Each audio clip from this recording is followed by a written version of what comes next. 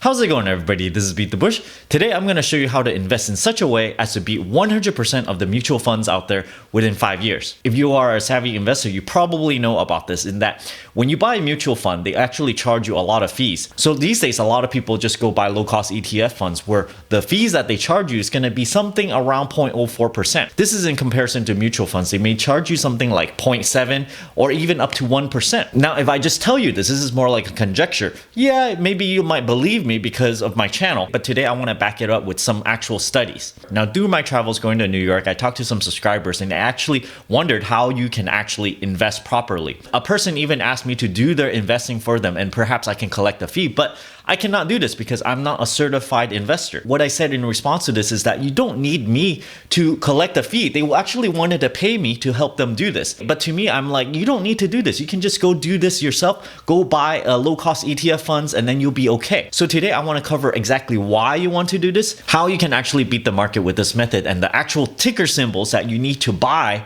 in order to do this. Now, if you check out the study, I'm going to link it down in the video description below if you're interested in reading a 5-page report. This study basically tracked about 1,000 mutual funds. Let me first go over what the difference between a mutual fund and a low-cost ETF is. A mutual fund is essentially managed by some guy or some team, and they have some discretion on what to buy with the funds in their portfolio. They have a little bit of leeway into what to buy and what to sell, and essentially it can be a different kind of flavor. They can go, oh, I'm going to invest in overseas stocks, and all this might be based on their personal research. They have researchers that will do research for them, and they might aggregate a whole bunch of information and then go, oh, you know, I'm a really good investor. I'm going to go buy this and then sell that, buy more portion of this, sell it at a certain point. So they do all kinds of fancy stuff in order to try to beat the market. However, there's this unanimous consensus among savvy investors that you can actually buy a low-cost ETF funds where you don't have to pay these active fund managers and you can still beat their funds. In this study, after 3 years, if you just buy the index fund, you're actually going to beat 95% of these actively managed funds. After 4 years, you're actually going to beat 100% of these actively managed funds. Just think about this. You can go and buy this low-cost ETF funds. You don't have to pay this ridiculous 0.7%, 1% fee to these active managers, and yet you're gonna outperform what they're gonna try to do. Now, I know what you're thinking, because sometimes you might go, well, you know, some funds, they actually beat the market many times. You might actually be thinking of these hedge funds where it's actually not open to the general public. You might be able to buy individual stocks that would actually outperform the market. Of course, sometimes you have really great performing ones, but in order to pick something like that, it would take extraordinary skill. For the most people and the layman investor, your best bet is to just buy a low-cost ETF fund and not try to time the market, not try to create your own portfolio. Of course, I do realize a lot of people out there want to try their luck at this. You always think, many people like to think that they are a talented investor. At least you want to give it a try to see if you're able to do so. I personally have tried to do my own portfolio, and you know, I can safely say that no, I probably did not outperform the general S&P market if I just bought a low-cost ETF fund. So if you're able to just,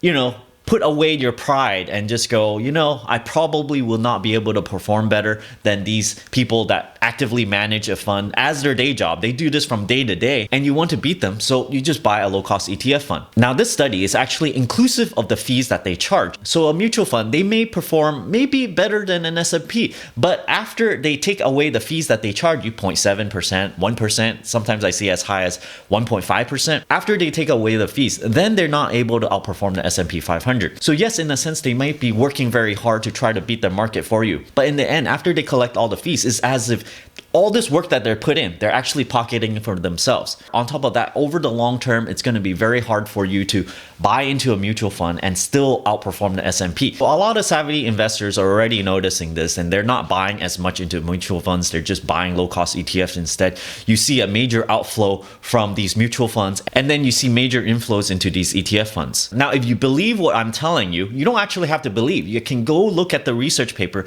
You can just Google it, and then you would quickly realize that this is actually true. Now, how are these mutual funds actually persisting? Well, in the short term, it may work. You might go, oh, I want to buy overseas stock or something. It might outperform very well in the short term. But in you trying to buy these mutual funds, maybe you're trying to time the market as well. You in itself, it's sort of like a pseudo portfolio manager as well. So do you think you doing this will also outperform the market? Now, with people realizing that mutual funds are actually not that great a deal, you would think that these fund managers, they're going to start losing a lot of jobs because they're actually not adding value to the marketplace. But in reality, a lot of people still don't know that this is the thing that you're supposed to do. This is evident by all the people that I talk to. They ask me, how do you invest? What are you supposed to buy? What is the ticker symbol that you need to buy?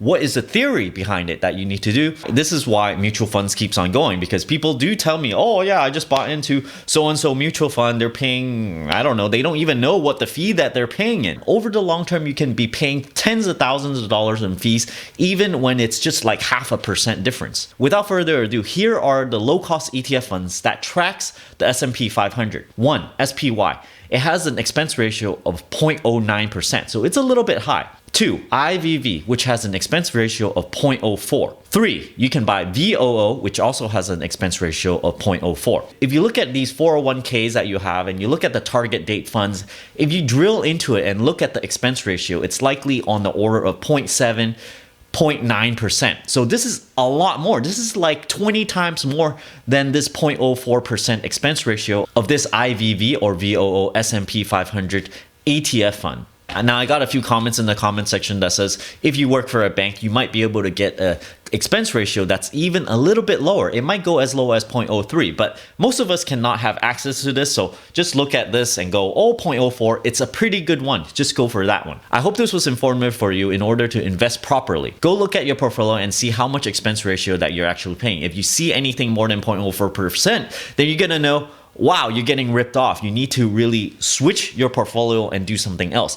If you happen to have a 401k, well, sometimes you can't take money out of it until you switch jobs. So once you do that, you might want to consider rolling over your 401k into an IRA. If you're interested in supporting this channel, check out my Audible link down in the video description below where you can get a free audiobook. And if you don't like this audiobook or this service, you can cancel it before the subscription expires and you can still keep this audiobook for free. So it's just a free book and help benefit this channel. I also have a t-shirt sale down below that has a honey badger icon that says infinite vacation on it, because that's where you're headed if you follow these investment advice. I also have a Patreon over here if you're interested in supporting this channel directly and also getting some of my videos ahead of schedule. And as always, don't forget to subscribe to my channel over here and click that bell icon next to that subscribe button so that you get a new notification whenever I upload a brand new video.